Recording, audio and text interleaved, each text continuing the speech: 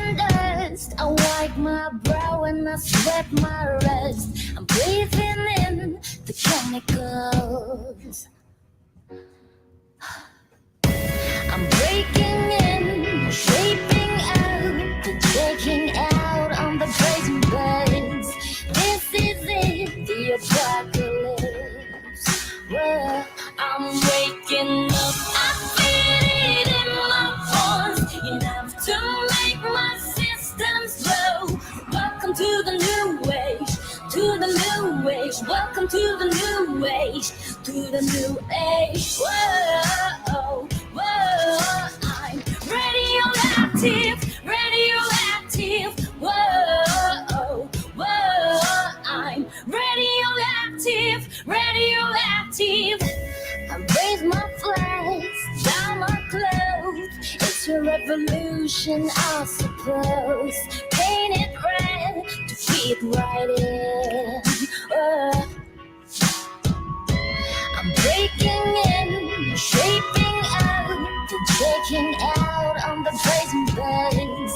This is it, the apocalypse. Well, I'm waking up, I feel it in my bones. Enough to make my systems blow. Welcome to the new age, to the new age. Welcome to the new age, to the new age. Whoa, whoa, I'm radioactive, radioactive. Whoa, whoa, I'm radioactive, radioactive.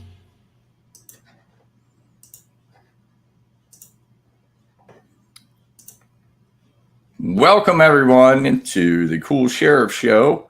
Got some radioactive people here. Officer Jody, Lyndon Lueders, and we're here to talk about another radioactive person, and that is Dr. Jon McGreevey. So we're going to go through the recent events, starting back in December, leading up till now, the timeline of things that have happened here in Maryland, and also specifically in the county of Harford, where Jon McGreevey has exposed gun trafficking, drug trafficking, and child trafficking. And in his latest false arrest, I am the sole material witness. So let's say hi to Jody and Lyndon. So you guys, okay. Hey, Andy. Hey. Oh, you're muted. We can't hear you, Jody. Something's not coming through. Can you hear me now? Yes, we got you. I've got 2 mute buttons that I'm dealing with. So hi, everybody. Yeah, so we're going to do this timeline, go through bit by bit the complaints that have been filed recently in relations to Jon McGreevey. And let me put up the timeline here on the screen now. Yeah, Andy, can I insert in there with your timeline just for the people that might not know that?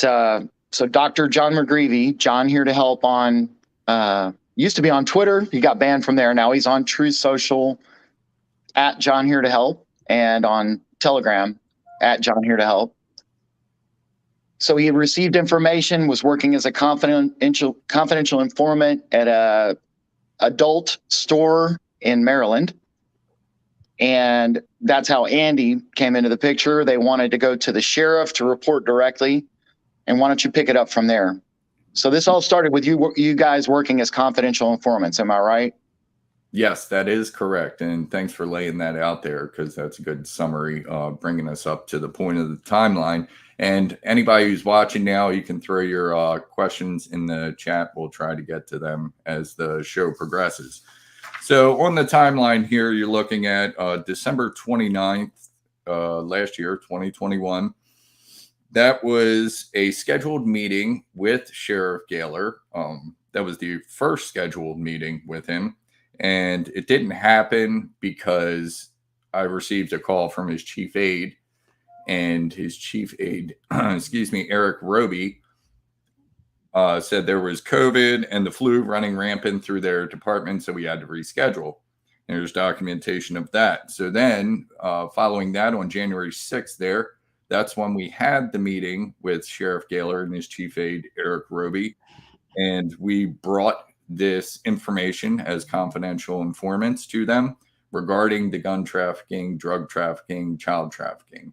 And then it was discussed during that meeting that this would go to the federal level. So after that, there was an investigation initiated. It seemed the only thing they were doing was surveillance. And that next spot on the timeline there is January 14th, where we had some contact with the Harford County Sheriff's Office detective. It was a solid lead. I might actually have a picture here that I could show. If not, I'll have to bring that up at a later time. Now, it's not in the queue here, but I can add that as we go. So that solid lead that was given to Harford County Sheriff's detective was very important because that stated that there was this sorry, I got something clicked open here. It stated that there was this car here at the adult store, the Mistress in Edgewood, and there was a license plate, and John was telling this detective that he had the tag number for him. This guy was bringing in 10 to 15-year-old kids, and the younger ones would stay there at the Mistress, and the older ones would go to why is this doing this? Everything's like freezing up. There we go. Okay, sorry. But the older kids would go to Bush River Books and Audio, which was a store right down the street. Andy, can I interject for a second? Yes, I think it's important for everybody to understand, with John physically being there in place as a confidential informant, being employed at that location, he wasn't allowing the conduct to occur when he was working. It was occurring when he wasn't working. The other employees were allowing it to go on. Am I correct? Yes. And John only documented the things that he could document while he was there. And reported on the other intelligence that he had gathered, which was very specific. Am I right? Okay, absolutely. Go ahead. No problem. So yeah, then moving, I got to bring the timeline back up. I don't know how I got disappeared, but so that specific information was reported to the sheriff. Yes. So there we go. Yes, that was reported to the sheriff directly in the first meeting, and then after that, it was reported to the detectives who were conducting surveillance. And assumably, it would go back to the sheriff if I were the sheriff of Harford County and confidential informants brought me this type of information that was systemic throughout the county and throughout the state and nation. I would certainly keep tabs on it and ask for updates daily, hourly, depending on how much information is provided. So nothing really happened for a month after that. We decided to go public with the information to be transparent with the communities as well. So we made our first public outcry there on February 8th on my podcast. And we did 3 more podcasts, but the last one was on May 31st. We did that one with Richard Citizen Journalist. He interviewed us, and that was a real concise video. It's about 45 minutes long. You guys can see that on my YouTube as well. That's the most popular video that I've had out there so far. It's got like over 10,000 views. But this video was being disseminated all around, and people were asking a lot more questions after that, and especially around the Harford County community. And that's when we moved along and started disseminating more and more of the information that we had, because it was very apparent that the law enforcement agency, the Harford County Sheriff's Office, wasn't going to do anything. I mean, they had ample, solid leads, and information to conduct a full investigation and make some arrests. And they could have made arrests daily with this, or run a whole sting on it, really. So then Andy, wasn't there a license plate that wasn't run for several months? That's probably the license plate that was in that text message that I was talking about on January 14th. I think there was several screenshots that were given to law enforcement of license plates that were out back of the store, because the majority of the people, if you ride by on Route 40, you don't see anybody there, but all the cars are out back of the store, and they have that chain link fence with the partitions in it to block out view from the neighboring trailer park. So yeah, there was multiple instances where Jon contacted the detective to give him information. That wasn't acted on, and you know that. Yes. Okay. I mean, can I interrupt really quick? There's a Sure. question from one of the viewers, and just so you know, guys, I can see your messages, but I don't have the ability to directly respond because this is not my live stream. This is Andy's. So the conservative hippie stated, CI implies that the direction or coordination with law enforcement officers. What organization were you working with at the beginning of this, quote, sting operation, unquote? we were just confidential informants as civilians. There was no organization that we were working with, not private investigators, not other law enforcement, not the DOJ. We weren't contractors through any of this. We were just civilian informants. Thanks for clarity on that, because I know that there's been a lot of people that have asked that same exact question and they just didn't have clarification. And I know in the past, when I was working road patrol, I had a lot of people in the community that I would consider a CI. It wasn't that we had any formal agreement on paper or any kind of like methodology behind like documenting that person and being a formal relationship. So when people like the conservative hippie ask that question, it's a good question. And it's good to clarify it, just because, there's people out there like Jon and yourself, Andy, that want to be good citizens and provide intelligence to law enforcement to be able to kind of mitigate criminal activity in the community. So there doesn't have to be a formal coordination with law enforcement in order for a good person doing the right thing to turn in information to law enforcement. So just wanted to get that out there. Hey, Jody, I was an officer for years, and I worked confidential informants. The only informants we ever had on paper were those that were working off a case. Mm-hmm. The rest were confidential informants. We kept their confidence. They were reliable and trusted. And there was no need to put them on paper. They weren't working off a case. They didn't want money for the information. Yeah. So you don't document every informant officially, bring them in as some formal procedure. They have the same rights as any confidential informant, and you have a right to protect them. But the only people that are on paper are working off a case, or they want money, one of the two. Right. Exactly. So I just think that for those of you that are listening or watching or will be watching this taped live stream, just understand that when it comes to people like Jon here to help, coming forward with intelligence that is supposed to help law enforcement make more formal investigations into those potential suspects of those criminal acts, it doesn't mean that it's some sort of like strange thing that somebody came forward with information like Jon did. It's totally normal. Right. Yeah. And Lyndon, thank you for mentioning the ability and the necessary need to protect your CIs. So, in anytime information, very sensitive information, especially like this, you're talking about major trafficking rings of all kinds that's brought to the attention of the highest law enforcement officer, he should have immediately offered protection. And this brings up a conversation that I had with his chief aide, Eric Roby, on the phone.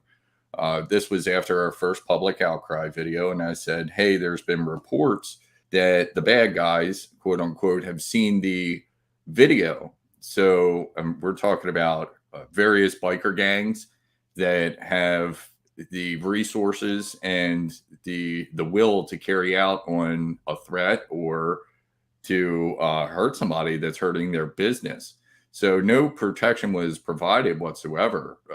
I even asked Eric Roby if we could have permits to carry our firearms, even though a permit's unconstitutional in the first place. But he said, no, we can't do that. And I said, I beg to differ. I know all about the sheriff's authority. Yes, you can. And he said, well, that would be too controversial. And that's like the lowest form of protection for us to protect ourselves out in public and protect our friends and family. There certainly could have been, further protection that would be provided. Maybe a deputy that sits by your house or your place of business kind of follows you around to make sure you're okay. Well, let's make sure, Andy, let's make sure they understand what information is being brought forward. Okay. You were an informant. You were a first party witness to some of this stuff, right? So, yeah. And what Jon brought forward, we're talking about children being taken to these adult theaters and taken into the back, and grown adults paying money to do things with them. You're talking about being videoed and broadcast over the systems in the stores, talking about major drug shipments that have gone through there, and illegal weapons shipments. And any one of these things is an exigent situation for the city. That's very important information that should be treated and vetted, obviously, but should be taken immediate attention. And if you had a well-placed informant, Jody, when, as an officer, that brought you that kind of information, that does go up to federal task forces and stuff. That's how you can make a career. Am I right? Absolutely. And keep in mind, when we're talking about the location of this incident, and the reason why I'm even in this conversation at all is I obviously didn't have any involvement in any of the things that they're talking about here. I'm here to kind of connect the dots to the fact that I have a case in the state of Maryland and have for the last 21 months. And so a lot of these involvements in the state of Maryland are involving law enforcement officials, political officials in that area. And that's why I'm here today, is to connect the information from Jon Here to Help and Andy's case to my case, to show that there's a lot of complicit individuals in that state. Harford County Sheriff's Office is one of them. Talbot County Sheriff's Office is one of them. There's involvements from the Maryland State Police. I mean, this is real stuff, people. And I think a lot of individuals across the United States don't understand that there's a lot of people that are within the ranks of law enforcement that are complicit in these kind of cover-ups. And one of the things that you mentioned about this location is, this is a what kind of business? What kind of business is this? Adult store. It's an adult store. And we're talking about a child who was 10 years of age, right? At the time of the original incident. She's now 11, right? Yeah. Yes. Yeah. We're talking about a child that was inside of an adult store, which is not supposed to even be present there at all. Okay. And so this information has been put out on Facebook, and everyone is so busy questioning Jon Here to Help being placed under arrest and making all kinds of comments about him in a negative fashion. He's the witness to a criminal act involving a child in a sex shop. Why is no one concerned about the child? They're concerned about him being some sort of pedophile or some sort of, participant in illegal actions. He's not. As an informant, and I can confirm that I have confirmed, he is a official confidential informant. His intelligence that he's given in other previous cases has led to the arrest federal indictments, okay, on other individuals. I can prove that. I know it to be true. So when I was given this information about Jon, I looked through everything. We've done live podcasts on this before, and live streams about his arrest affidavit by that law enforcement official. It's all garbage. It's all part of these individuals. These are gangsters. Essentially, these are gangsters that are wearing badges and uniforms and portraying themselves as law enforcement officers. They are not. These are people with nefarious behaviors, business dealings involving this child, involving cover-ups related to not only drug trafficking, but obviously things related to child trafficking, sex trafficking.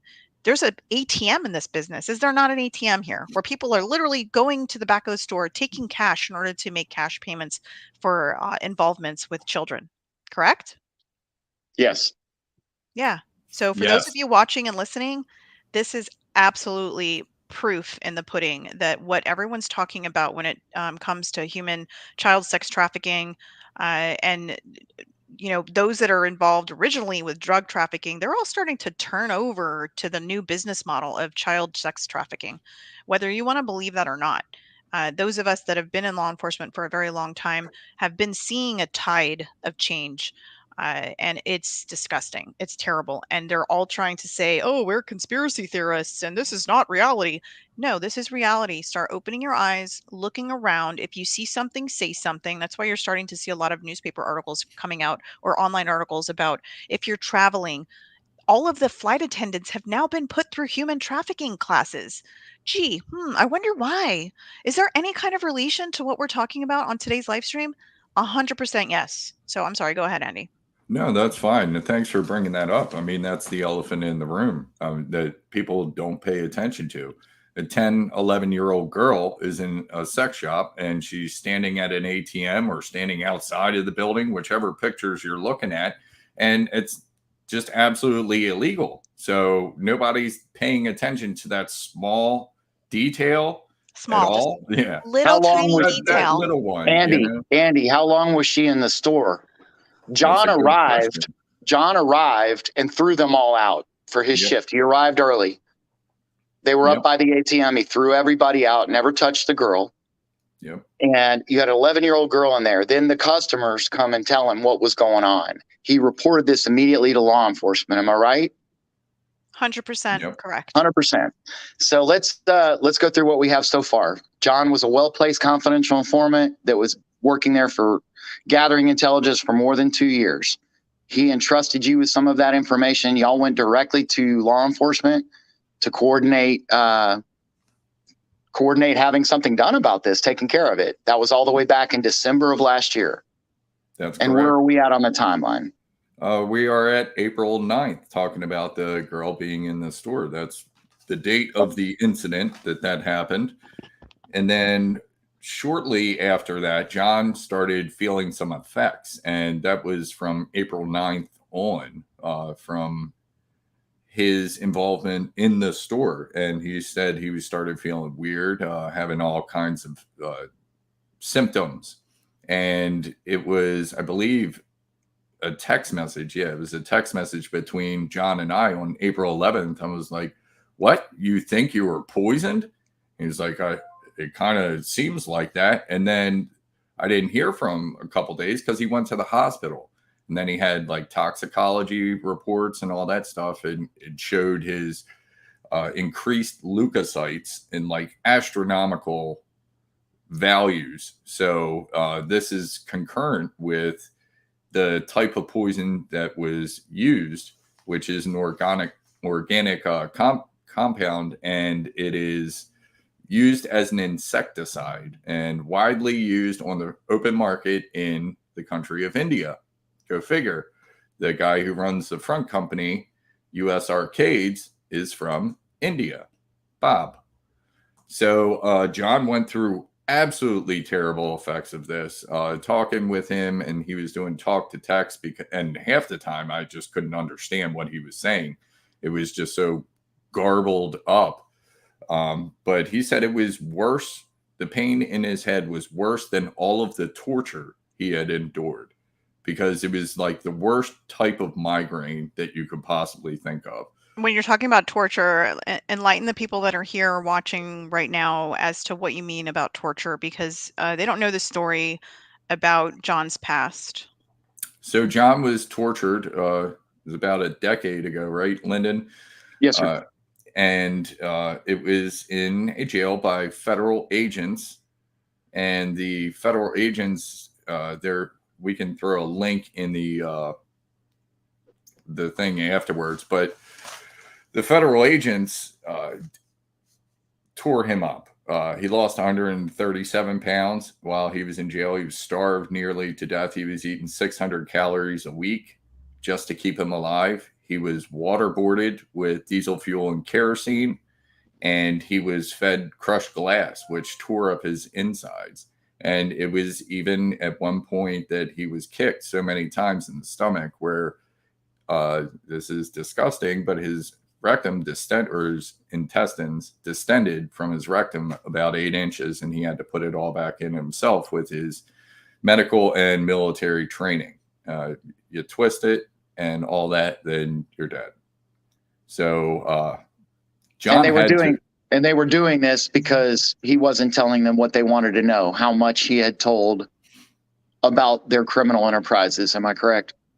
Yes, all the information and what's the best word? His intellect that he has come up with in inventions, developed technology. They wanted this information from him, and he was not giving it up.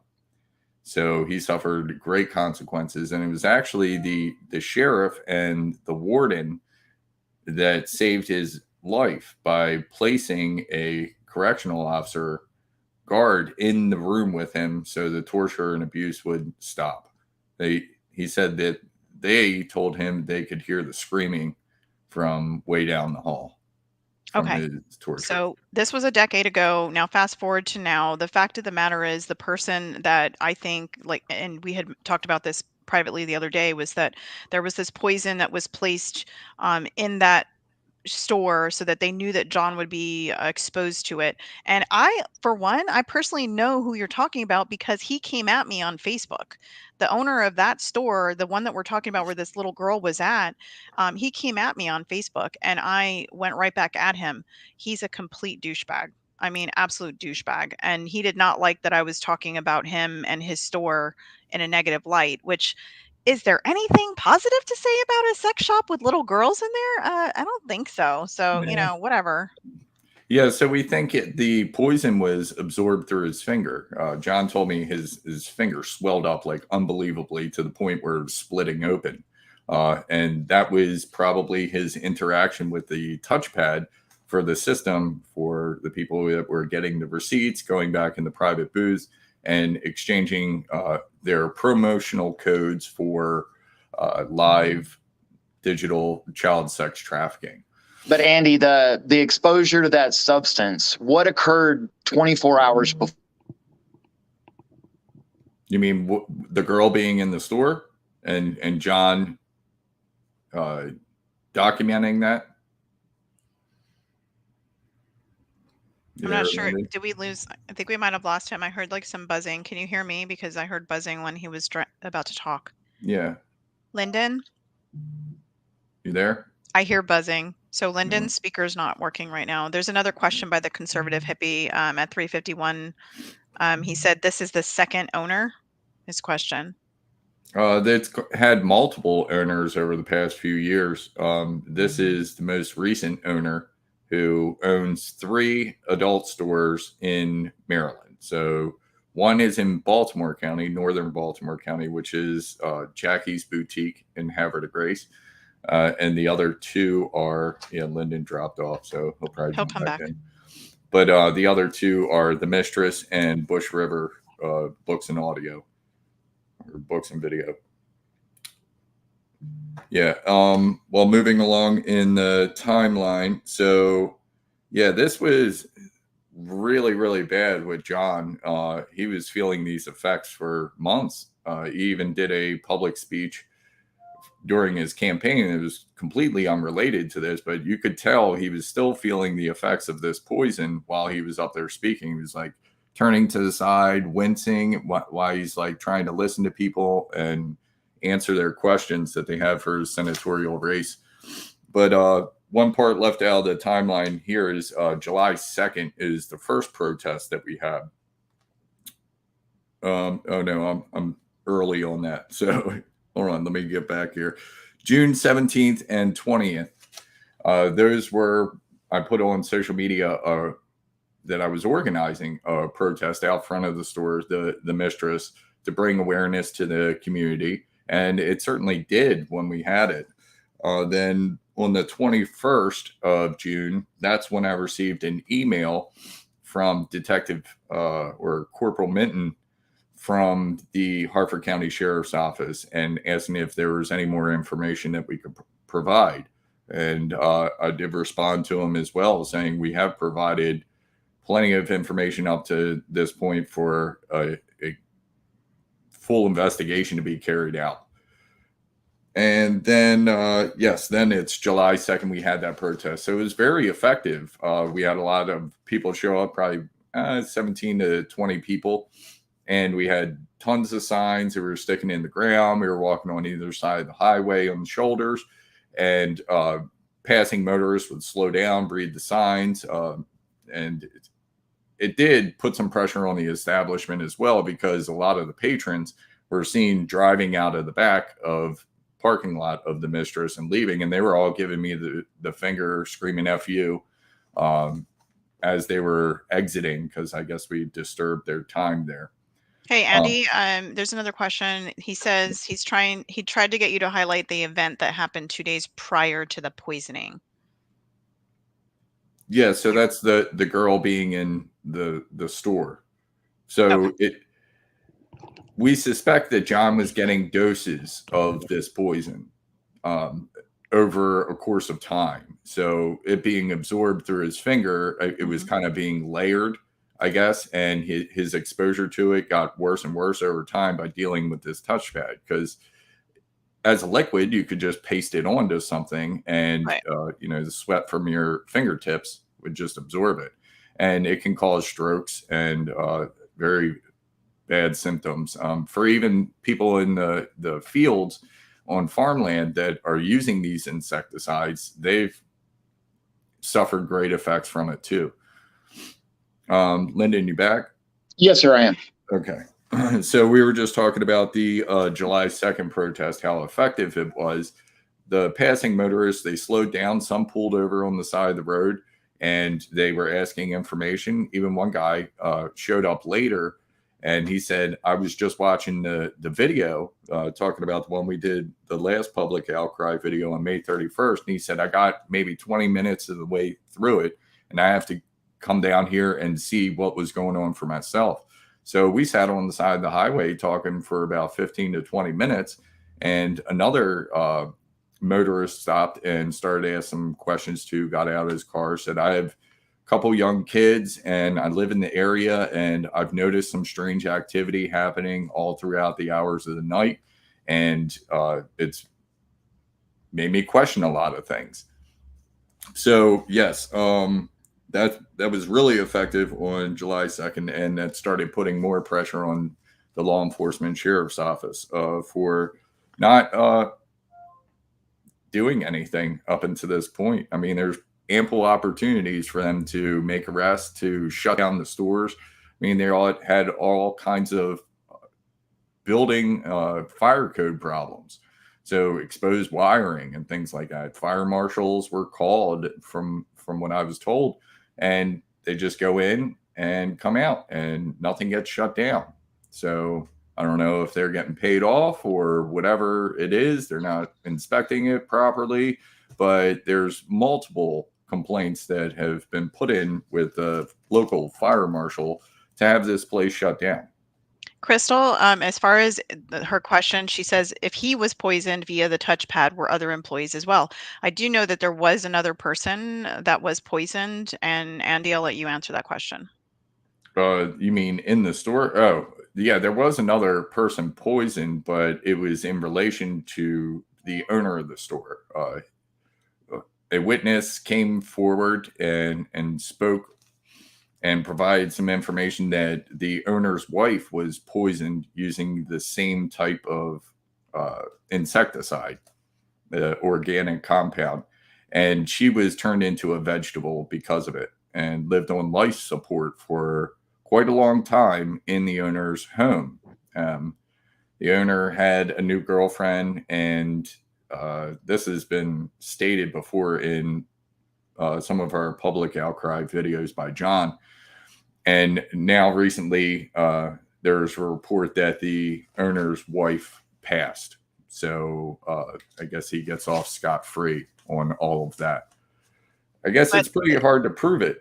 As far as the liquid chemical, it can be put onto something and wiped off. I mean, so as far as John here to help being exposed while he was there in the store with that employee keypad, that could be something that is wiped off after his departure. So it's not like every single person coming in contact with that specific keypad would be poisoned. It can be put there and then taken off. Yes, and John actually stated that as well in a previous podcast, that the manager, Cindy, was asking him why he was wiping things down. Very skeptical when she started asking him those questions, because he's like, COVID, because he always wipes things down. So it was very coincidental that she was asking him right around the time. And he said several times he was asked during his shift why he was wiping everything down. But Now, John, go ahead. Gene is asking, does the owner of the store live in Washington State? No, Chicago. Yeah. So, and the front company is also out of Chicago as well. U.S. Arcades has a few different addresses, and they were actually posting some of their emojis and their things on Twitter publicly regarding this store and communications for it. And there's also a system. It's pretty similar to previous FBI investigations where emojis symbolize certain types of children, places to meet, races, and ages of children. That's correct. So this is happening on a Craigslist type of website where they're posting a picture of female, say her name's Candy, so Candy means child, or it's Bianca, and Bianca means boy. But the first letter of their name is symbolic to that. And this is documented information that was also handed over, to my knowledge, by Jon McGreevey. Now, there's a couple comments on here. One is from Chess Bricks. God bless you, Andy Kuhl. I hope you become the new Baltimore County Sheriff and replace Fisher. So that was really nice. Crystal also says that she's been following since she saw a video that was put out about the incident at the store in Edgewood a while ago. She says, thank you for bringing this to light. I hope more people listen. There is power in numbers. So absolutely. And this is the thing, is we were just, myself, Lyndon, and Andy were just talking privately this morning on a call about getting more information out to the public. And this is the issue. All of us have attempted to get more exposure on my case in Maryland, as well as this incident involving John here to help. And when it comes to speaking to the press, I speak to them all the time. I speak to people from the Washington Post pretty regularly. And I also speak to news broadcasters from Baltimore and the surrounding areas. And none of them are willing to report on this stuff. They say that they want to listen and learn, but they don't feel comfortable putting it out there. And that says a lot. So the mainstream media is definitely stifling this information, and they've got proverbial guns to their head, right? To their editors control what they put out there. So as far as sharing this information, we will be creating a new website that will connect the dots between my channel, Andy's channel, getting Rumble videos up, everything loaded in a fashion that will be able to get more information out to the public. But again, this story about John here to help is integral in kind of connecting the dots between a lot of variable cases in the state of Maryland. Mine is one of them, and we'll get into that later. But Andy, go ahead with your timeline. I'm sorry. Oh, that's fine. Yeah, go ahead, Lyndon. Really important. Hey, it's really important to point out, like what she just said, the only arrest that's happened involving any of this stuff was the confidential informant that reported it. They arrested him for making a false report, which he never did. He was working as an informant. They're acting like he ran in there and gave a formal statement and got them to waste a bunch of resources. Yeah. He started back in December. So we've listened to the timeline. You guys. Oh, I No, think we there he lost him goes again. again. Terry asked, "Hey, have you tried to get an interview on WCBM 680 AM with Sean Casey?" Yes. No, I have not, but Andy has. Yeah, I have been on the morning drive with Bruce and Elliot. Or no, yeah, Sean Casey and Elliot. Bruce Elliot, yeah. Okay, so I've been on that show twice.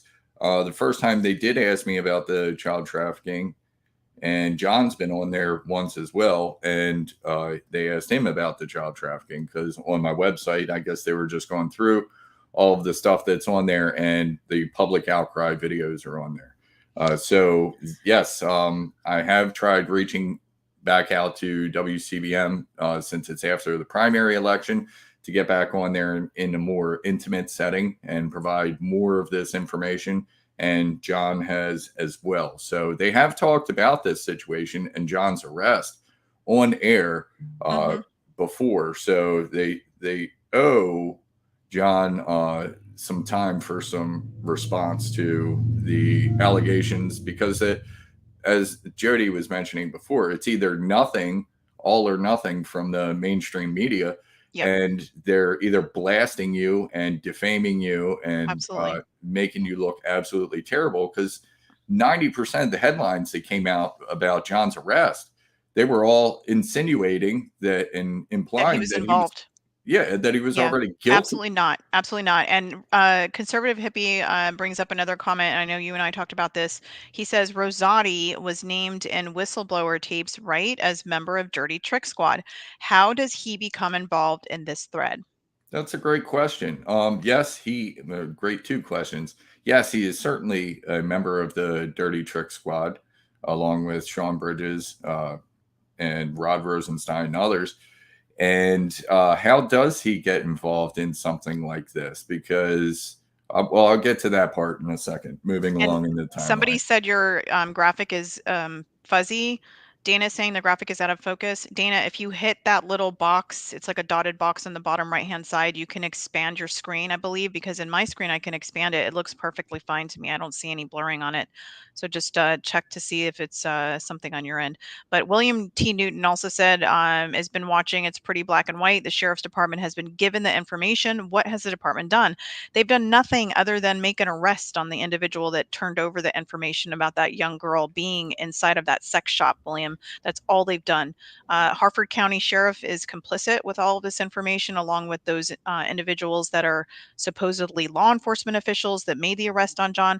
Look, I've been in law enforcement for over 16 years, okay? And as a subject matter expert in a lot of this information that we're talking about here today, I can guarantee you 100% unequivocally that the information that was provided in that affidavit, first of all, is not a real affidavit. There's no probable cause. And as a law enforcement officer, you need to be able to provide the information in that charging document that meets the standard for that statute, for that criminal act. There's no standard that was met, okay? The informant provided the information to Harford County Sheriff's Office in order to be able to help this child that's being trafficked, and that was on scene at this sex shop. She shouldn't have been in there, okay? That's number one. When he gave the information, they failed to act. They didn't do anything until there was pressure on them months later to answer the questions. Why was this little girl inside that sex shop? Okay. It wasn't until then that they turned around and said that John was lying and that he was giving this information that was false, etc. It was not false. Okay. So in their own words, they explain in the charging document what occurred, but yet they're using that as alleged evidence against him, basically saying that he lied to law enforcement. So no, he did not lie. He was 100% true about this little girl being there and the things that occurred when he saw with his own eyes what occurred. He turned over the information to the Harford County Sheriff's Office. They failed to act at that point in time, and it wasn't until months later that they charged him and said that he was lying.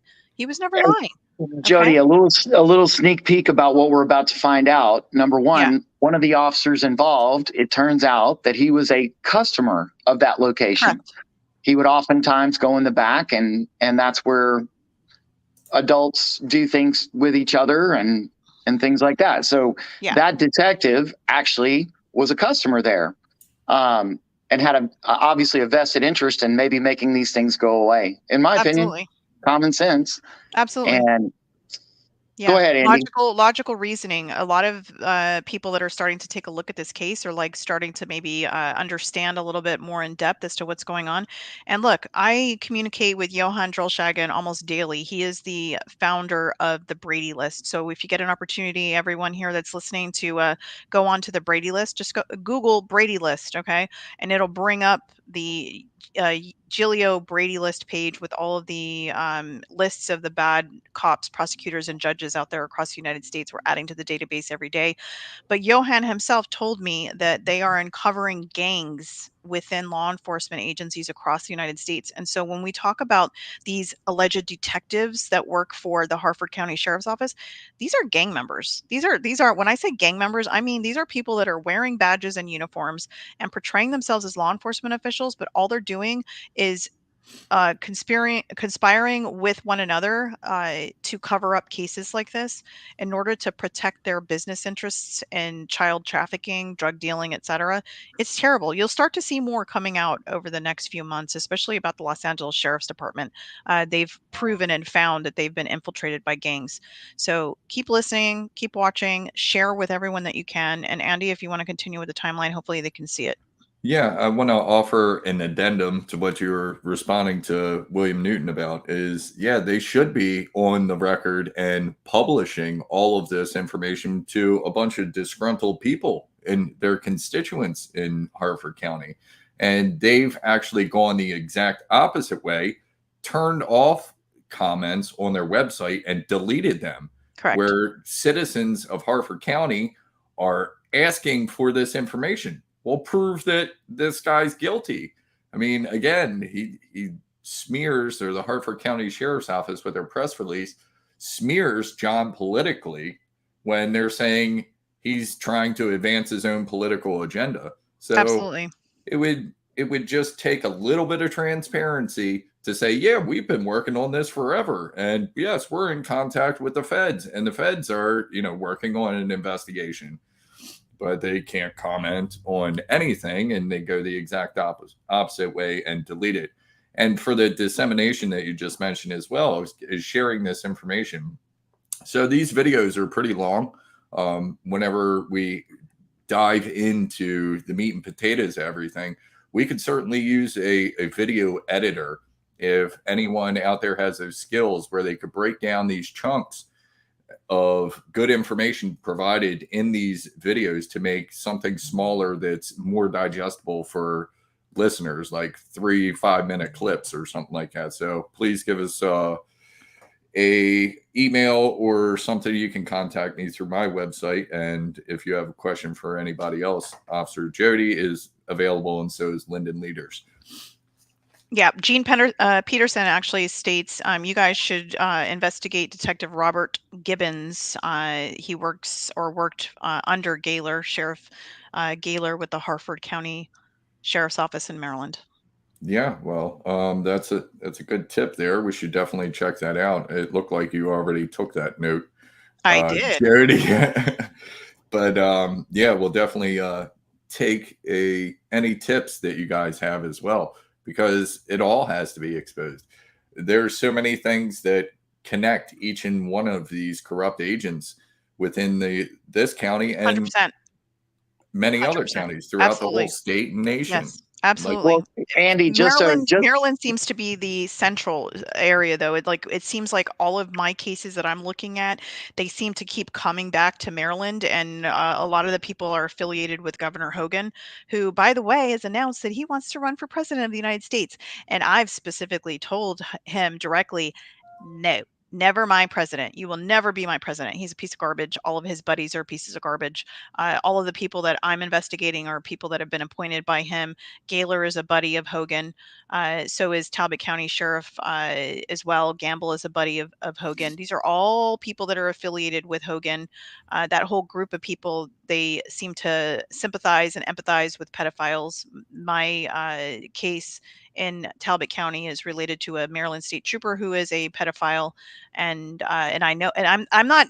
Hey, I got a cease and desist letter on Thursday from an attorney in Talbot County, pissed off that I'm talking about a detective at Talbot County Sheriff's Office, saying that I'm defaming him because he failed to properly investigate the suspect that I just told you about. And now they sent me a cease and desist letter. So it's like, look, why are you protecting pedophiles and sex shops with little girls in them? Why don't you freaking do your job and protect children in Maryland? So you know what? Come at me, people. I'm cool with it. I like it. Yeah, my theory on that is that they're all blackmailed and leveraged. So Exactly. they get them into these 100%. clubs or gangs, and then they get a 100%. photo of them, or they Yep. get a video of them, and it's like, well, you're my bitch now, and Yep. they get them to do whatever they want, and that's a total lack of self-preservation there, because they totally turn to the dark side and they don't do the right thing at all anymore, and that's very evident as we're seeing through the course of this investigation. Yep. So Andy, you saw firsthand. So let's refocus everybody on child sex trafficking. How do we stop it? There are people that are taking vulnerable children, right? And they are taking them to locations, and they are getting paid to let people do whatever they want to do with them. It's evil. This was occurring. Andy is a first party witness to this information being reported. As a law enforcement officer, Jody, if somebody gave you a license plate, a photo of the car, a description of the driver, and told you that they were actively trafficking 2 minor children for sexual purposes, looking for a place to, operate, would law enforcement immediate response be to run that plate, put out a bolo, and find whoever that is?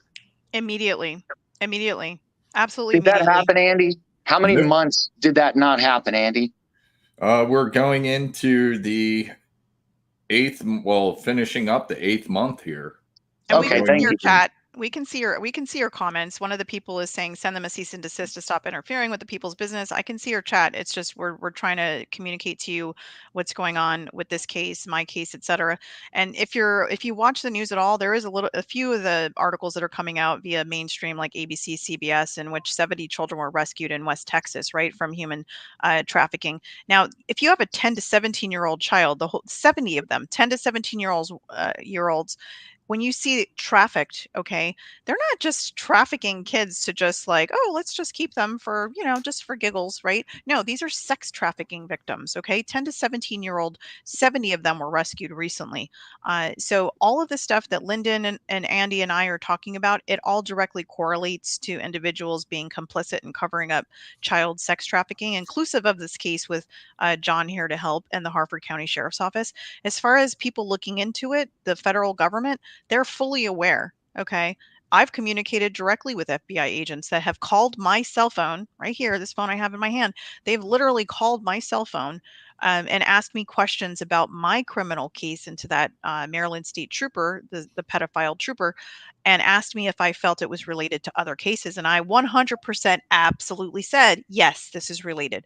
So all of these things that are going on in Maryland, whether it be Harford County, Talbot County, the state police, these are all related cases because there's a bigger business. This is like, how many billions of dollars of business do you think annually that child sex trafficking brings in, Lyndon?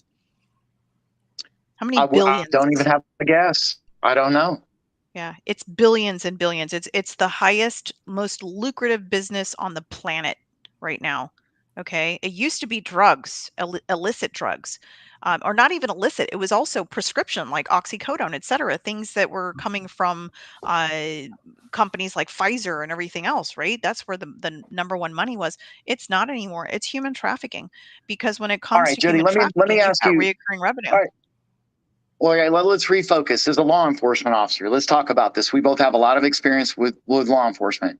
If you can't get a problem location on one thing, you get them on another. Am I right? So, Yeah. Andy, you reported gun and drug trafficking as well. Jon reported that in your presence. And Yes. the response from the detective was to specifically say, we don't want to know anything about the drugs. Am I right? Yes.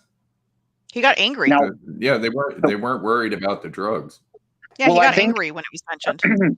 So if all of those things are occurring at one location, putting them in jail is putting them in jail. Am I right? That stops the other activity if they are incarcerated, and those that would lead to more information, search warrants. So you have to ask yourself, public, why would any law enforcement agency, you need to ask, if you live up there in Maryland, you need to ask why would they say they don't want to know anything about drug trafficking at a location? They sure do want to take the federal money to fight the drug war, don't they? 100%. Yep. Yeah. And, okay. It's because it's all related. That's why. Yeah. And that kind of answers Kenny Schiller's question before. Why, 2 questions.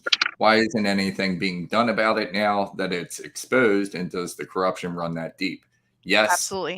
Absolutely does run that deep. And nothing's being done. And by law enforcement, current law enforcement, this is exactly why we're speaking here together now, is to be transparent with the entire operation that has been, or investigation that's been conducted with Dr. Jon McGreevey, and bring it to the people, because the people have to put the pressure on law enforcement, on all of these agencies and institutions that are responsible for making arrests, bringing justice, being transparent about the investigations that are happening. So we have to go public on all of this stuff, again, because mainstream media does not pick it up. I even reached out to Mackenzie Frost from Fox 45 Baltimore. She was doing door-to-door knocking on the Safe Streets program headed up by Governor Hogan. But this, they were showing, she was following all the money, and she was going to places where there were vacant properties, and they said the money was going there and all kinds of stuff. So I was like, wow, this investigative journalist actually looks like she cares. So I tried to email her, no response. I said, you're on the right track. This goes much further than just knocking on these doors, but they won't play this stuff.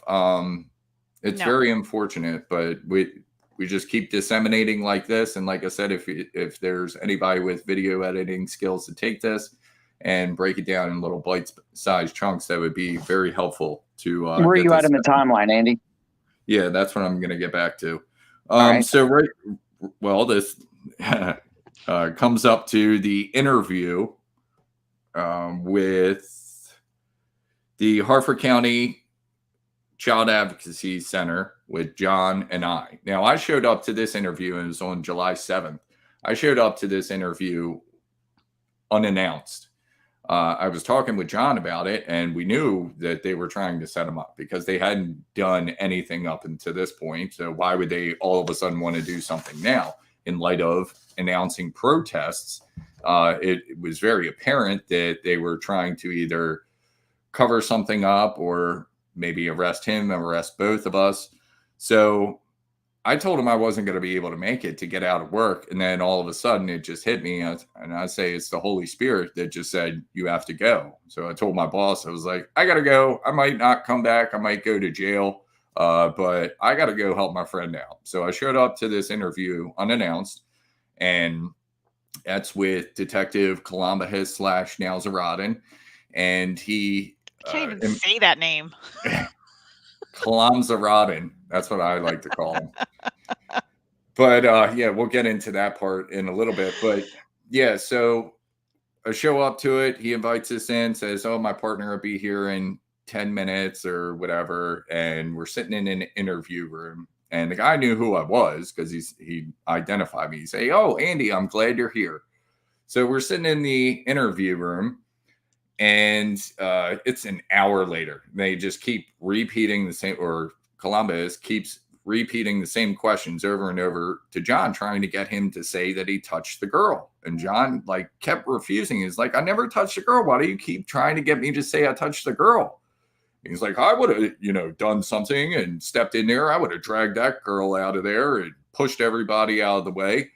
And John's response is, but you're law enforcement, Imagine if John did usher that girl and touched her and got her out of the store, all on tape, as they have the tapes and showed the tapes to John while he was being arrested. what do you think that he would be charged with then? John's not stupid. Like Jody said before, he has decades of experience of being a confidential informant, an expert witness in very high profile cases. So he knows the law, he knows what to do, and he knows what to expect when you're met by corrupt police and law enforcement. So this interview goes on for like an hour and a half. And after the first hour, then the second detective shows up. He's like, sorry, I'm late. And then he asks all the same questions over and over again. And it was obvious that he was sitting in another room watching all of this, writing down the same questions so they could ask him again. So it was this whole rigmarole that happened during this interview.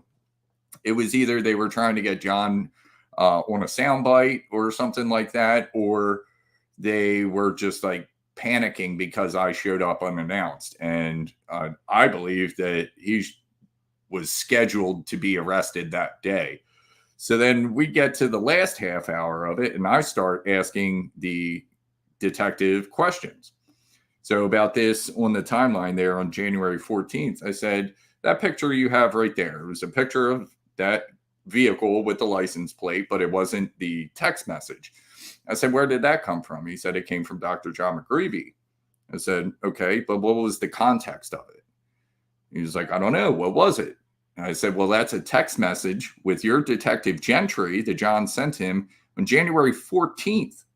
This is 7 months ago, saying this guy brings in 10 to 15-year-old boys, and nothing ever happened to that. Did something happen with that? Because you're telling me right now that you are running this CAC, this Child Advocacy Center, and you don't know what the hell your detective was doing back then? And he responded with, well, if something was happening and I didn't know about it, I would sure like some documentation to make sure I know my guys are doing their job or not. So Jon was like, yeah, I'll send you a text message. And then the detective asked me, he said, well, I didn't know you were involved before April 11th. All right, man, come on. Like, you didn't do your homework? Okay. I facilitated this entire meeting with Sheriff Gaylor back in December.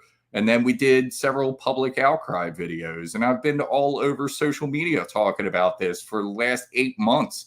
And you're telling me you didn't know I was involved. So I said, yeah, I set it all up, and I have phone records to prove it.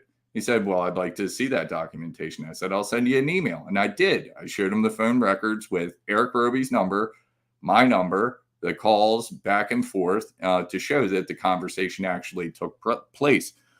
So then after that, it was nearly a week, July 13th, that Jon and I are getting like to the point of almost harassment. So many phone calls and emails and text messages from various detectives in the CAC of Harford County. We're talking Lieutenant Marzial, Columbus, and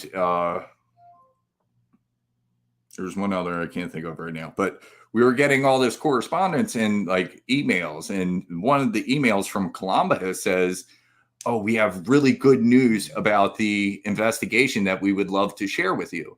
Well, in this interview that we just talked about, that I told them to go do their job at the end of it, I said, well, this guy is saying he wants to share news with us, good news about an investigation. In the interview, he said he's not going to share any information about the investigation with us. So what is it? So obviously we knew something was up. And that led to July 15th, where detectives lied to Jon's attorney, and they wanted him to verify some pictures for the investigation. So Jon shows up, and he kind of had a bad feeling. I had a bad feeling, and he got arrested. I even texted him beforehand. I was like, text me afterwards, make sure everything's okay. And I didn't get a text. So I get a call later saying he was arrested. And I called all around after that. And everybody knew it was a false arrest. So Jon's documented that and came out with audio responses, several of them since. So yeah, a couple of them are on my YouTube, or go to Jon's True Social at Jon Here to Help, and his Telegram to see some of that documentation as well. But Jon he is okay. He got out the same day on bail. And following that was the second protest that we organized. It was July 16th. And I told everyone I was going to that. I organized it, and there was probably 30 people that said, "Oh, what's going on? Jon's arrested? Are you still going?" I'm like, "Hell yeah, man. We're still doing this no matter what," because I didn't know who was giving what information to what agencies and things like that. Then it another thing just totally hit me, like the Holy Spirit said, "Don't go." And that was that morning during July 16th that I decided I wasn't going. But mostly everyone knew I was going, because I even posted it on the Hartford County Sheriff's Office Facebook. Protest is still on. I only told 2 people that I wasn't going. And all of a sudden, 3 deputies show up, and we have a picture of the 3 of them.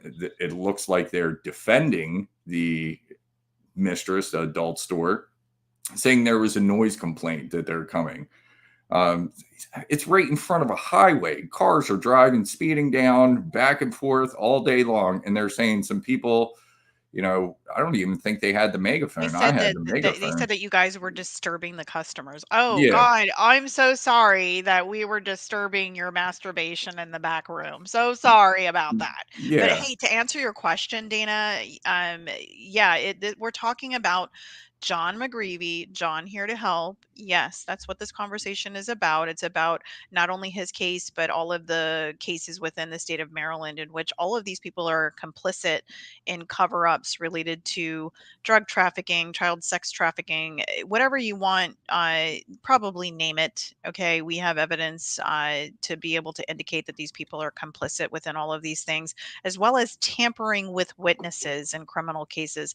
And for all of those people that are out there that are saying, "Oh, why should we believe Jon? Like he's been arrested. He's blah blah." Well, obviously, I've been arrested too. Okay, I was arrested back in 2008 by the federal government for an indictment because I'm a whistleblower. Okay, still here today, still certified law enforcement because I fight just like Jon does whenever there's an incident involving corruption, and we open our big mouths because that's what good people should do, is come forward, be whistleblowers to protect the innocents out there in the world. You need to come forward and talk and be a whistleblower if that's what you, and when I hear the word whistleblower, a lot of people are like, "Oh, it's a bad thing. Like, you don't want to be called a whistleblower."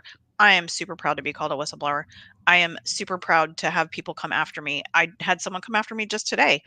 Hey, bring it. It's fine.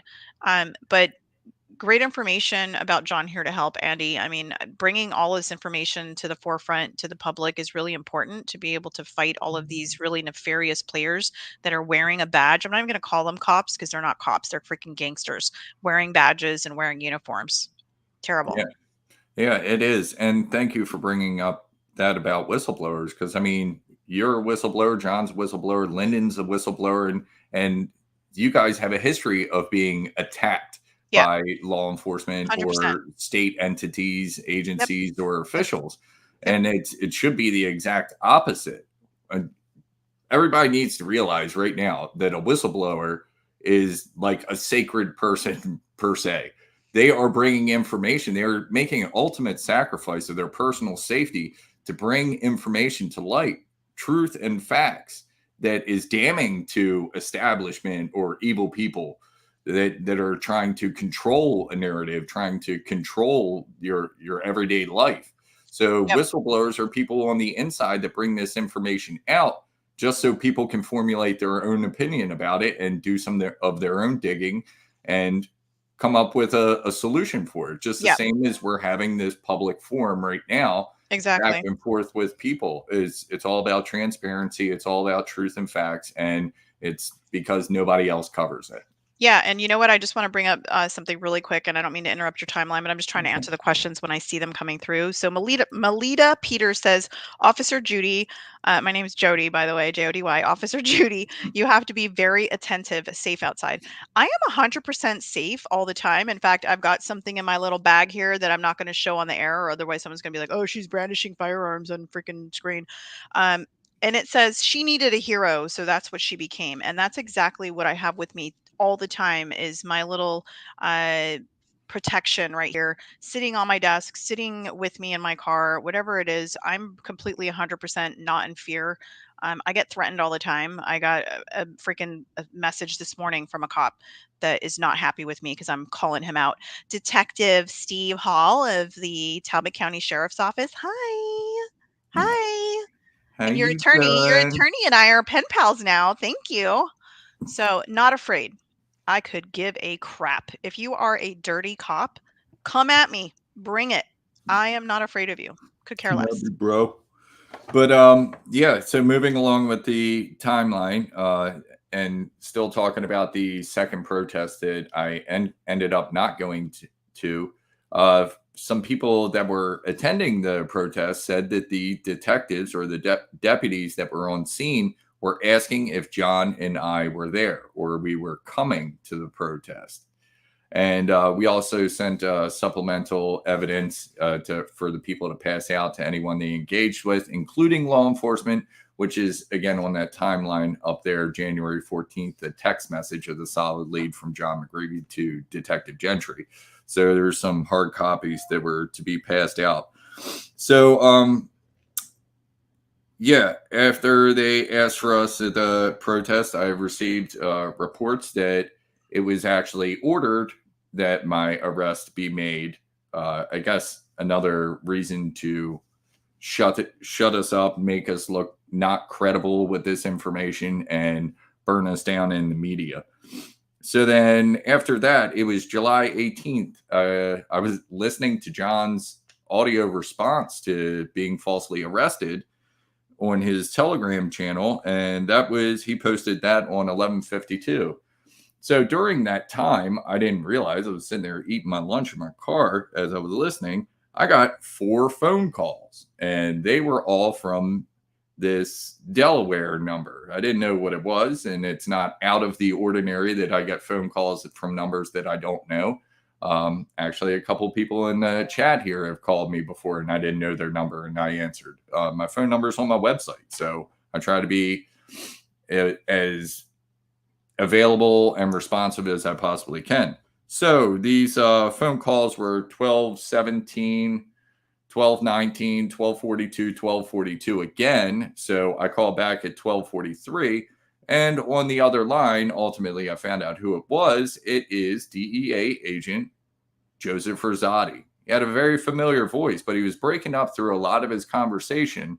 And I didn't realize who I was talking to at first, but he threatened both Jon and I, telling me to watch my back and if he ever catches me with Jon and all of this stuff. So that's also been documented in a formal affidavit and complaint made to the Office of Inspector General. So we hope to get a response on that. There's quite the bit of complaints that are submitted to that office, so it does take some time, but there is exigency to the situation because this is an ongoing threat. If somebody tells you to watch your back and don't associate with a person you're known to associate with, this is very important, and you deserve some type of response and or protection. And this guy, Andy, go ahead. I knew you were. So you're a first party witness to Jon's arrest and a part of his criminal defense. Am I correct? Yes.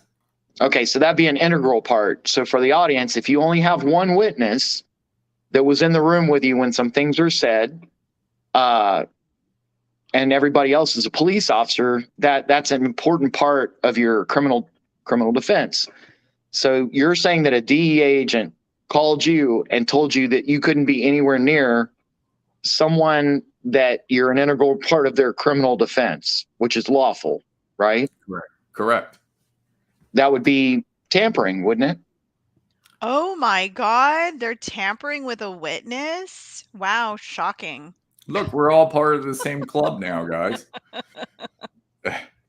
But yeah, absolutely. I am the sole witness to Jon's interview that was involved in his arrest. The statements were made and in his charging document, and they were false. So that is moral turpitude. That is lying to on a government record. These are crimes, and there's administrative penalties for it and criminal penalties for these crimes. And who is this person that's Ministry. tampering with a witness? Who's the person? This would be DEA agent Joseph Rosati. How do you spell that? Rosati. Okay, He actually thank you. has a history of threatening people. He's threatened 4 people in proximity with Jon, including himself, Jon, his wife, myself, and Garrett Ziegler. So these are all people that know about Jon's information, Jon's history as an expert witness, and they are not happy in the slightest to get these threats from him, especially because I thought you were going to take it over here, Lyndon, on this point.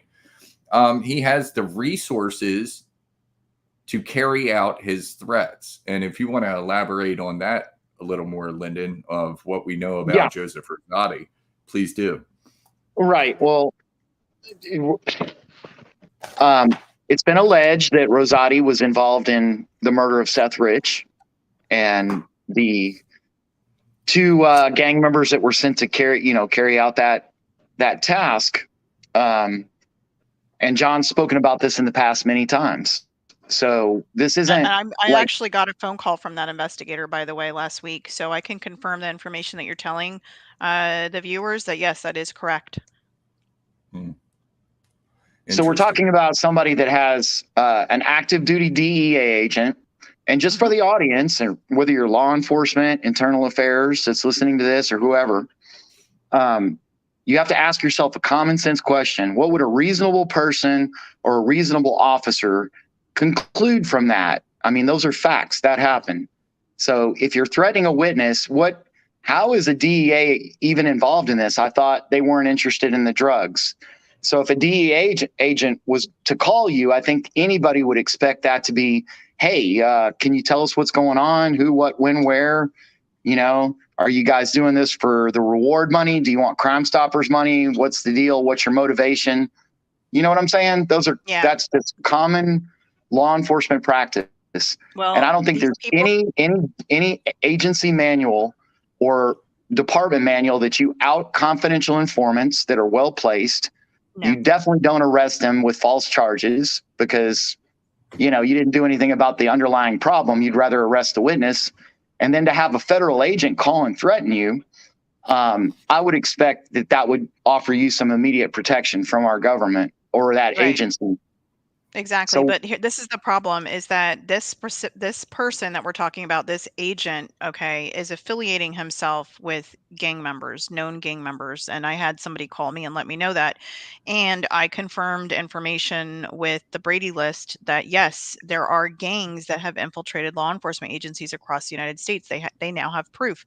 So when we're talking about these kind of things, these nefarious players that are wearing badges and allegedly federal agents and police officers and deputy sheriffs, and it's across all lines on all levels, inclusive of the federal government. So it's really completely pervasive. And I don't know who the Sheila Bowers is that Gene Peterson and Terry McDade keep bringing up in the comments, but we'll definitely look into that. You can also follow me on Officer Jody, Jody, Officer Jody on YouTube. I know that you guys are following Andy Kuhl for sheriff, so you can also follow me, Officer Jody. You can email me at officer.jody@gmail.com with any tips or information. But I get phone calls all the time from cops all over the place, from people that are investigating cases, including the Seth Rich case. I get calls from FBI agents. I mean, this is stuff that is so terribly pervasive across all lines, and everything has one common factor. One common factor with all of these cases that we're looking at. It is child human sex trafficking. All of it. Yep. Well, terrible. Andy and Jody question about Rosati's involvement, because to my knowledge, Rosati wasn't involved in this case, or at least in threatening me or anything up until this point of July 18th of this year. So what is his involvement with this case? Why would he threaten Jon and I at the same time in a phone call regarding this matter? I mean, we weren't talking about the dirty trick squad No. during this investigation. So what is his involvement? He is a Baltimore DEA agent, and we're exposing drug trafficking, gun trafficking, and child trafficking. So you can make your implications from there that he's involved in some way, but what is his specific involvement in this case? And why threaten you guys? Right. If good cops are out there listening, start to really pay attention to individuals that are attacking confidential informants, because that is indicative of someone that doesn't want information out there. When it comes to whistleblowers like myself and Lyndon Lueders and Jon here to help, when it comes to us bringing forward information to the public light, the transparency that we're trying to create, people get angry at us because they want to hide the nefarious behaviors, because logical reasoning would dictate that they're benefiting from it physically, financially, whatever it may be. There's a benefit to them. So, I mean, it's just logical that if somebody is coming after a confidential informant, then they're probably a bad guy. I mean, that's reasonable to expect that. Yes, absolutely. Well, I think it would also be reasonable for all of us to take a moment, and if you don't follow Andy's account and Jon's account, please do, both of them. I mean, what's your social media, Andy, on Truth and Telegram and everything? Yeah, so you can find me as Kuhl Sheriff all over the place on Telegram, Truth Social, Facebook, and Twitter. So those are the main social medias that I use. My website is scrolling at the bottom of the screen, and you can just click on the social media links on my website to get to me. And everybody needs to understand, I mean, this was all supposed to be conducted behind closed doors. You know, you had well-placed confidential informants. Everything was right where it was supposed to be. This would have been a very effective law enforcement investigation, federal and state level. It would have led to a lot of criminal indictments that were not the informant. And now it is this extremely public hot mess that people need to decide for themselves, look into the evidence, but please support Andy and Jon getting protection. It takes a lot of courage to step up and say something. Takes a lot of courage to step up and say something. They are trying to protect these children. There's no money involved. There's no glamour and fame. No, none of us are getting paid for any of our work, and we all work diligently and endlessly every single day on our free time that we have. Okay, we all have jobs. We all have families. We're doing this for the greater good of the environment and for saving kids out there.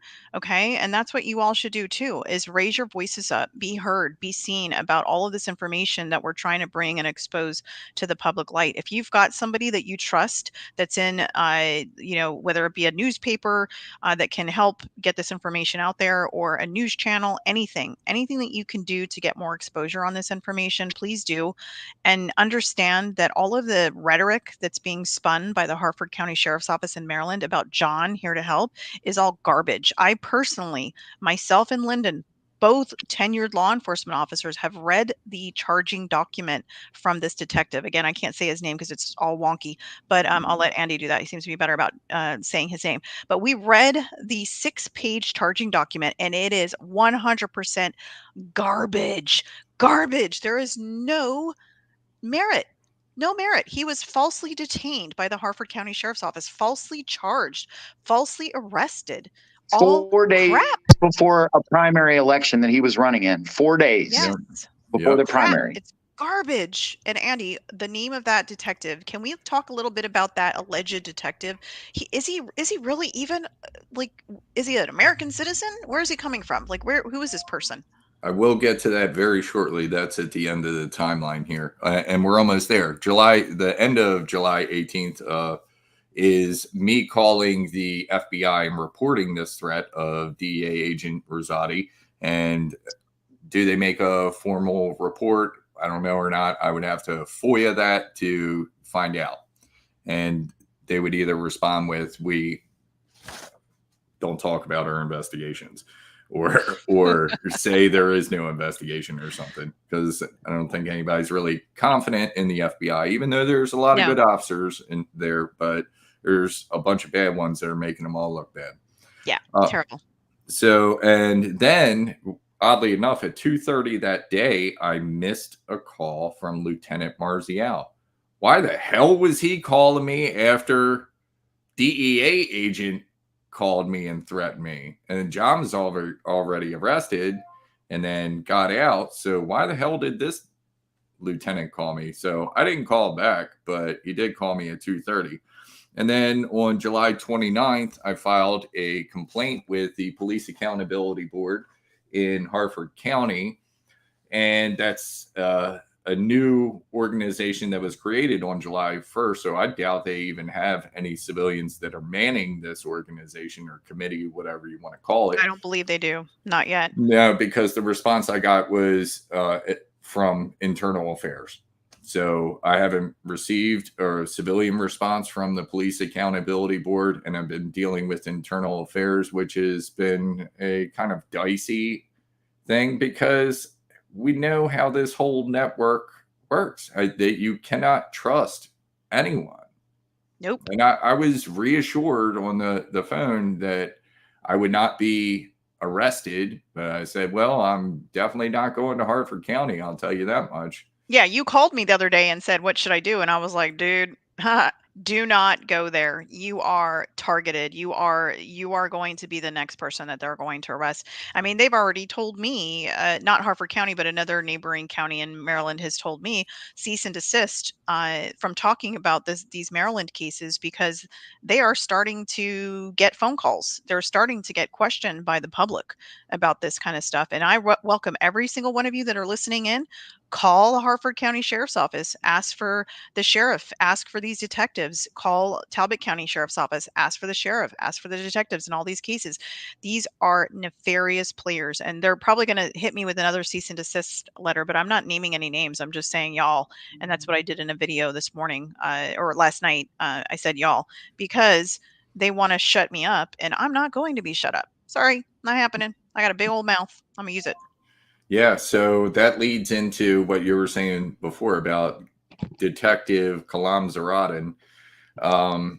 So John did a couple audio responses recently that I just put on YouTube last night that explain this a little more in depth. But this Detective Columbus is apparently using someone else's identity in his application to become a police officer. So that is a huge deal. That's called fraud if you're lying on your application. So that would ultimately mean that every person he's ever convicted, got on the stand to testify against, every charging document he's ever filled out, every person that went to jail would have to be reviewed by Internal Affairs for the validity of it. Because if he's using a fraudulent name as a detective, then all of this stuff is technically null and void, correct? There's so many different layers of this onion, Andy, when it comes to obviously falsifying an application to law enforcement and then using a assumed name. There's so many different layers to this, but obviously whenever I made an arrest in the past, right, and whenever I had my signature on the bottom of that charging document, that I'm stating that this is true and correct to the best of my knowledge and ability, right, making this charging document. If I used a falsified name, that's not legal. It's not a legal document. It doesn't. I'm not saying that this is actual true and correct because I'm signing a name that it's not my name. I don't know whose name he's using, but this is legitimately complete BS. And the fact that they are employing people like this, like, what is that saying about them? They're complicit. Yeah, who missed that question, right? I Was didn't miss it? it. I know. Yeah, so I filed another complaint on August 18th regarding Detective Kalamba Hiss, or now Zaradin is his legal name as far as I have understood. Uncovered. Yeah. Yes, so Hey, far. Andy, Yeah. do you have that affidavit, or do you have that complaint where you can read it? Yeah, I think I actually have it right I, here. I did read it last night on the podcast that I did. it's not very Um, long, and I think it explains a lot to people. So basically, while he's getting that together, Andy filed a complaint with the licensing bureau that regulates police officers' licenses in the state of Maryland. And that is MDLE, so Maryland Police and Correctional Training Commission. Yeah. And he also supplemented the internal affairs complaint with this statement that he's about to read, asking for an investigation into his application. Yeah. We stay very busy filing complaints and FOIs all the time. I did one recently to the Office of State Prosecution. Timothy Fry is the investigator on that, former Maryland State Police of over 30 years. And these guys are all related. They take this information, they look at it, and then they call you and tell you, oh, we're not going to do anything. Have a nice day. Well, no, I think this is both administrative and criminal. I mean, Well, let's hope. if he did, and I think that's important. While he's getting this ready, he's about to read it, but It's on the keep screen.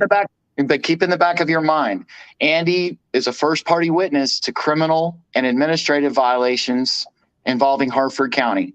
Those were federal. They handed that up to the federal agencies. That makes him and John both federal informants. And then you have a DEA agent call and threaten you, saying you can't be anywhere near the person that you're critical for their defense. Yeah. So go ahead, Andy, just to catch everybody up.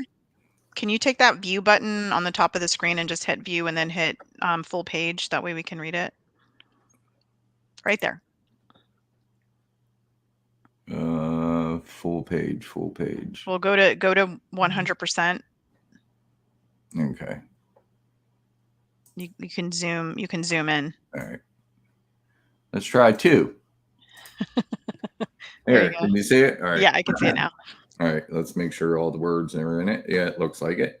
Okay, so this is my official complaint filed on August 18th, 2022 to Harford County Sheriff's Office Internal Affairs and Maryland Department of Public Safety and Correctional Services, MPCTC.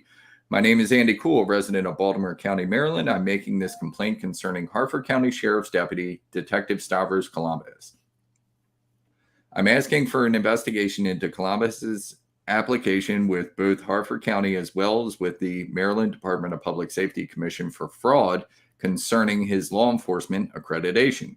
Specifically, is the information he provided to Harford County and Maryland Department of Safety in fact correct information? Kalambas uses 2 different names. The name he uses in his law enforcement role is Stavros George Kalambas.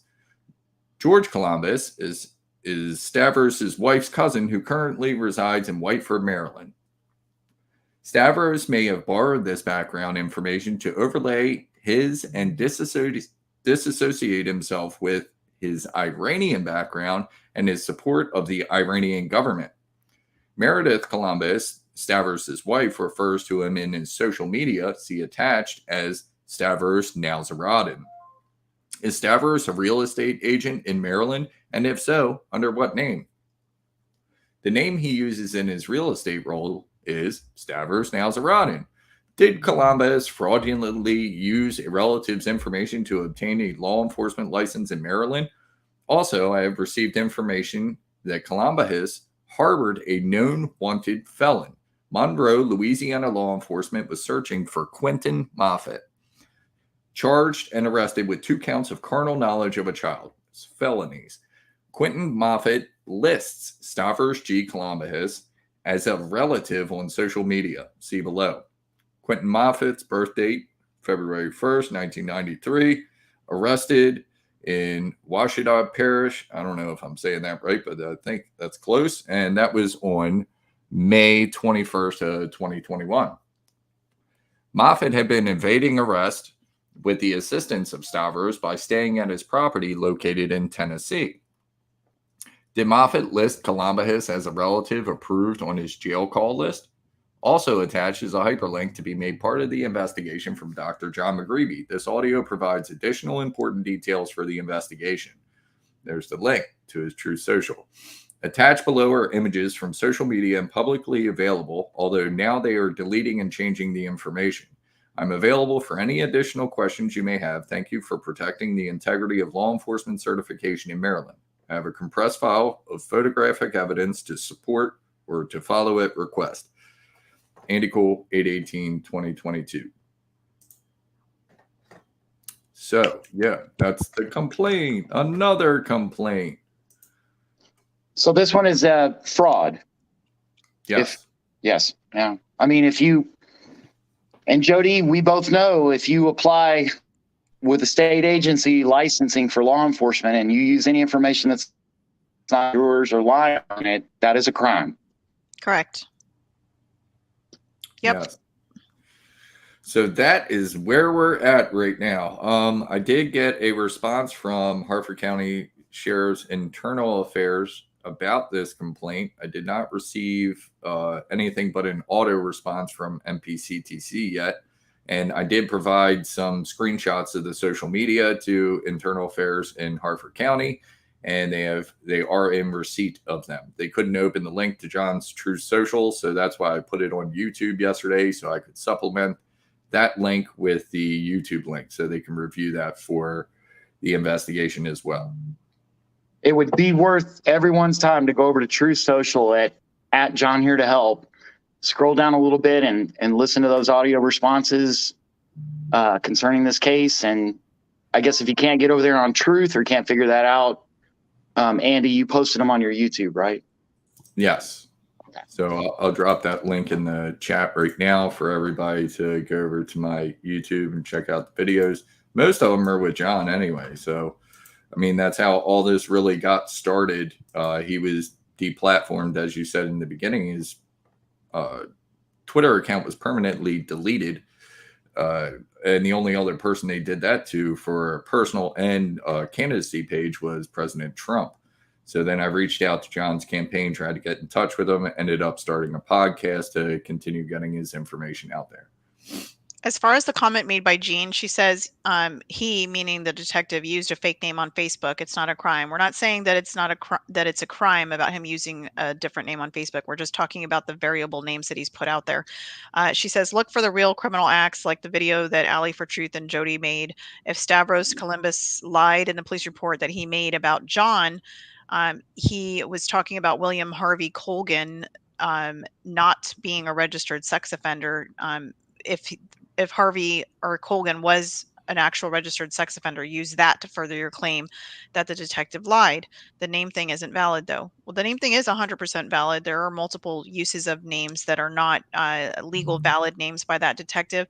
And then as far as William Harvey Colgan, we know him under multiple aliases. William Harvey Colgan uses a variety of variable names, and that specific name is not listed as a registered sex offender, but his other aliases are and have been confirmed. I've had people messaging me, whether it be emailing me or messaging me on YouTube, asking me to prove that William Harvey Colgan is a registered sex offender. And look, they're saying, oh, you're not being transparent about this person. Why is everyone so focused on trying to disprove that these people that we're talking about are nefarious or not? They seem more focused on that than the actual truth behind what we're presenting. It just makes me a little bit suspect when people are like really, really pushing for the answers in this other area when we know that the information we're presenting is true, that there are people playing law enforcement and making charges that are falsified against people like John Here to Help, coming after people like me. All of the whistleblowers they're coming after, there's a reason for that, because they don't want the public to know about what we're uncovering. So I appreciate the questions, but sometimes it's just like a little weird that people are focused on certain things, but not focused on the fact that there was a 10-year-old girl in that child or that sex shop. Like, why are you not asking those questions? I don't get it. Yeah, there's a very simple element here. Like we said, that's the base of all of this is they're was a child illegally on the premises of an adult store. So and once you have that in your mind, then everything starts to open up a little easier. Exactly. Why would they try to cover that simple fact up? Exactly. I know if it were me, if I had received, if somebody called law enforcement and said, hey, I'm an employee at this sex shop and I just saw a little girl in the back room. Can you do something about this?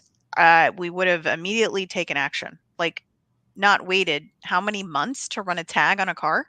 Like, Yeah. all of this stuff is like, are you serious? Like, you're going to question John as an informant about this information, but you're not going to question the fact that law enforcement failed to act?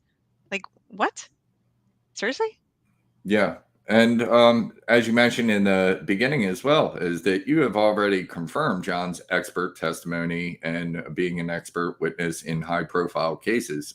So this is real documentation to say John has the experience and knowledge of how to infiltrate some of these groups and provide information to Department of Justice or local law enforcement to prevent certain crimes from happening or bring people to justice that have committed those crimes. So, And yes, John did give the information over right away. He didn't sit on it. It was law enforcement that did not take action. I'm just answering questions from the chat. Oh, okay. Terry asked if will this chat be on YouTube for friends, not on Facebook. So this is a new streaming platform that I'm using called StreamYards. I believe I'll get a downloadable copy after this stream ends, and it will be up on it has 3 live chats right now. So one's on YouTube, one's on Facebook, and one's on my Twitch. So the Twitch, I think my stuff stays up there for like 14 or 15 days. The Facebook will always be up there until they delete me, and same thing for YouTube. So, but I will have a hard copy of this, and I believe the whole chat will be in it. I'm going to find that out right afterwards when we're finished here. Yeah. And Newton certainly brings up a valid point, saying, keep in mind that it's not Andy's, John's, or Jody's to prove anything. Investigators or investigations must be conducted by law enforcement from their statements to its end. So yeah, we're trying to prove and be as transparent possible with all the information that has been uncovered in these investigations. But law enforcement's job is to carry out the investigation and get every little detail hammered out. And they're not even doing any. We need to have more transparency through these accountability boards, which, as of July 1, any law enforcement agency within the state of Maryland is required to get a accountability board made up and comprised of citizens in the community, right? Now, I don't know what the guidelines are as far as proving that they're appointing people that are not involved with nefarious players, right? So there's like, who's going to police the police policing the police, right? It's like, it's ridiculous. But as far as Gene saying, can we the people have the other aliases that William Harvey Colgan uses? I personally spoke to John here to help the other day, and he and I were talking specifically about the variable aliases that Colgan uses. I do not have a list. I didn't sit there and take notes of all of the names, but we definitely have access to that through John. It's not my case. This is not my case. I have a separate case out of Talbot County. So if you're asking me, I don't have the ability to say yes or no to that. And again, this is an ongoing criminal case. So not every single piece of information can be released. Okay. It's not my place to answer that question. That would be John here to help to answer that question. Yeah. And we'll see if John can release anything like that, what he has uncovered regarding Colgan and his aliases to prove that he is a sex offender or not. So we'll see what John can do with documentation for that. And that's pretty much all we got for that subject. So, yeah. All right. Yeah, is there anything else you or Lyndon want to add? We got an hour and 45 minutes in right now. The only thing I want to say is anyone that's listening or that's going to be watching this chat is to, yeah, exactly. Talbot County Sheriff Joe Gamble. That's one of the people that I've talked to recently. In my case, against a Maryland state trooper who I have proof, undisputed proof and facts against that he sexually battered a little girl from the age of 3 to 6 in Talbot County. And so that information is on my YouTube channel. That's the only reason why I even opened up a YouTube channel, was to be able to expose the Talbot County Sheriff's Office as well as this particular trooper, because everyone is complicit in covering up for this person, for the suspect. I've got a full PC on him to make an arrest, but I don't have the ability because Talbot County has to carry forward those charges, the jurisdiction in which that suspect resided during the abuse that occurred.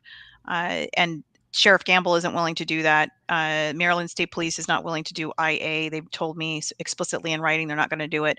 Ellen Berry Grundon, the assistant state attorney in Talbot County, refuses to investigate or move forward the case.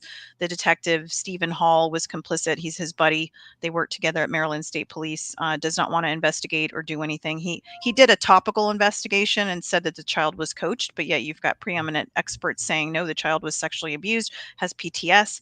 You can learn about all of that in the case on Officer Jody, Jody, Officer Jody on YouTube. So that's all I have to say. They're just a bunch of garbage up there, and come after me if you want. I don't care. I already have a new pen pal in the attorney for Detective Steve Hall when he sent me a cease and desist this week. Not going to stop. Amen. Lyndon, anything to add? No, I really just wouldn't. Did we lose him again? Lyndon? Technical difficulties on Lyndon Lueders. Yeah. Okay, so we'll end it there. I mean, I think this was a very in-depth, thorough analysis of the timeline regarding Dr. Jon and his information that he brought forward. Us being both confidential informants and the law enforcement not carrying out their duties and responsibilities and their oath to the Constitution as well, violating various people's rights. So this is a big part of my platform. I'm running for Baltimore County Sheriff is to protect people's constitutional rights, due process, and all other forms of upholding law and order. So this is, very in-depth, great thing. It's been totally agonizing for me. I'm surprised nobody in the chat asked why I'm wearing a pair of shades right now. I wasn't going to call you out. So I think I scratched my cornea, and I've been in absolute pain this entire time, but the show must go on. So yeah, it's pretty bad, but I'm not taking my shades off now to show you guys. But it's really bad. But yeah, thanks everybody for tuning in. Follow Officer Jody on her YouTube channel. Follow me on my Telegram, Twitter, social medias, all the various ones. Just go to Kuhl Justice right at the bottom of your screen there, and you can get connected with all of those. Thanks for throwing the link also in the chat, Mr. Newton. So everyone, have a blessed day. Please disseminate this information far and wide as much as you can, all social media, email it to friends, get in touch with your local law enforcement and sheriff's departments, especially in Harford County. Apply the pressure. Yeah, in Talbot County as well. You guys can organize protests. That's what I mean. We started getting a ton of pressure after that. Obviously, Jon got arrested. Yeah, I'm getting text messages from cops. Yeah, they're not happy with me, and I'm like, bring it. Yeah, so we got to apply the pressure. We got to do it, strengthen numbers, and hopefully we'll get some results soon out of this. But there's a lot of corruption. It's all throughout Maryland. It's all throughout this country and local, state, and federal law enforcement agencies. And that's really how we rectify this problem is law and order. So we just have to get them to do it. Get the good cops to tell us about the bad cops, to get the bad cops out of there. Brady list. We can, go to the GilioBradyList.com. It's Gilio-Brady List. .com. And you can report any misconduct of judges, attorneys, and law enforcement, right? So those complaints will be reviewed by the team and added to the website, so everybody knows who everybody is. When you have crooked law enforcement. So, and don't let them slip through the fingers and go work at some security firm with kids or something like that. 100%. Yeah. So thanks everybody for tuning in. We'll do the outro song again with Radioactive, because you just heard it from 3 radioactive people today, and the 4th one being Jon McGreevey. Information's got to get out there. So God bless everyone. Take care. Bye, everyone.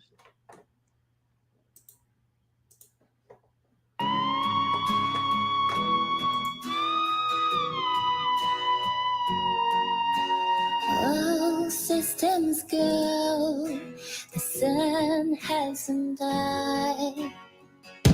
I'm waking up to ash and dust. I wipe my brow and I sweat my rust. I'm breathing in the chemicals.